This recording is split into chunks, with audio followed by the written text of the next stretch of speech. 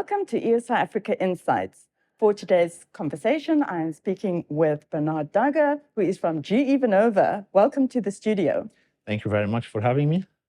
So I want to start off by talking about the historical grid as we know it. How has this been developed specifically in Africa? In the most basic form, the grid was meant to drive the electrons from a source of supply to where it's going to be used. The simplest way was to put a battery, wires to a light bulb.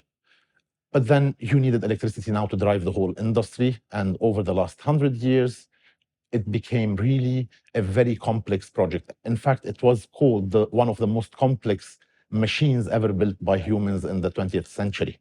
So this is the old grid. And again, most of the countries had to live with the legacy grid, and they had to add on what they had. So we never had the opportunity to start from a blank sheet of paper again in our history past the 1800s.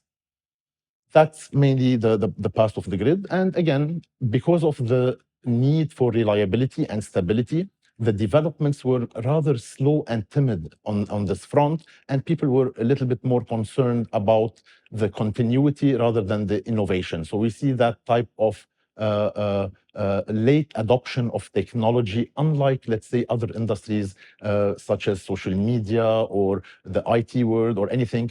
The grid did not progress in terms of embracing new technologies at the same pace that we've seen other industries going at. We've seen a lot of development since, as you say, 100 years ago when the grid was initially developed, and there's a lot of more intermittent renewable energy on the grid. So this is a transition that is happening. How is it impacting the grid? Absolutely. The need is driving that change, I think. And this is where, rather than the innovation itself driving the use cases in today's world, with the decarbonization, with the drive for decarbonization, with the energy transition, it's putting a lot more constraints on our grid, on the historical way of how we were thinking of our grid of unidirectional flow of electrons. So in today's world, we stopped having that certainty of supply and the predictability of demand. We've lost both of them because today we don't know where the sources of energy are going to be coming from. You can be putting a solar panel on your rooftop, and you can be charging your car anywhere in the city. So we don't know where the power is coming from, where it's going to be consumed, and who's going to be selling to who, because now we have the prosumer setup where everyone can be consuming energy or producing energy at the same time.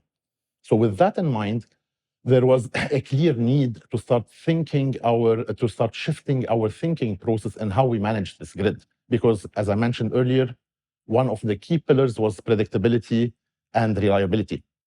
Today, we are lacking these, and there is a huge need of how we change it. A lot of the work is being done on how we can keep pace with such uncertainty and how we can keep the predictability on the grid, because with the new sources of energy, maybe there's a cloud passing over the solar panels, maybe there is less wind blowing, we cannot store the energy as good as we could, like when you have rotating machinery. That journey needs to be, it's becoming very complex to manage, and we really need to be up to date with our digital solutions, with our software solutions, well integrated in our grid design and management to ensure that we have that certainty and that stability for countries. You've spoken a bit about the smart solutions that can be implemented and about utilities becoming more proactive instead of reactive. And so what solutions do you suggest the utilities take up? Again, great question. The idea here is to move more into digitized solutions and software solutions, so software-enabled solutions. And when you're asking this question, the first thing that comes to mind, the opportunity we have in Africa itself, because most of the developed countries, these assets have like a useful life of 20, 30, 50 years sometimes. And it's hard to come and ask people to change or to scrap what assets they have. While on the continent, in countries like in Africa, you have the golden opportunity to start with the new technology. The greatest example is you don't need landlines before the cell phones, right? So you can skip that altogether. And that's, I think, in terms of generation, in terms of transmission, in terms of grid stability, we can start with all of these from the design. Like we're starting on a greenfield project, gives you a lot of opportunity to really enhance your network and start with the end in mind. What's the future that we would like to have? What's the carbon neutrality that we want to achieve, and how we want to achieve it? So these are the solutions where GE Vernova can really help in terms of providing all the necessary power generation support, whether in wind turbines, whether in higher efficiency gas turbines, because again, you're not going to throw your assets that you have. And in terms of the electrification from grid solutions, less carbon emitting assets, and plus all the APM software tools that will help you improve the efficiency of your current assets and monitor that usage. So we talk about digitization, we talk about renewable energy supplies, and we talk about software-enabled devices. Well, there's a lot of projects on the go in Africa, and I think it will be a brilliant idea to build those solutions into the projects right from the start. Thank you so much. Thank you. Thank you very much for sharing that with us. Thank you.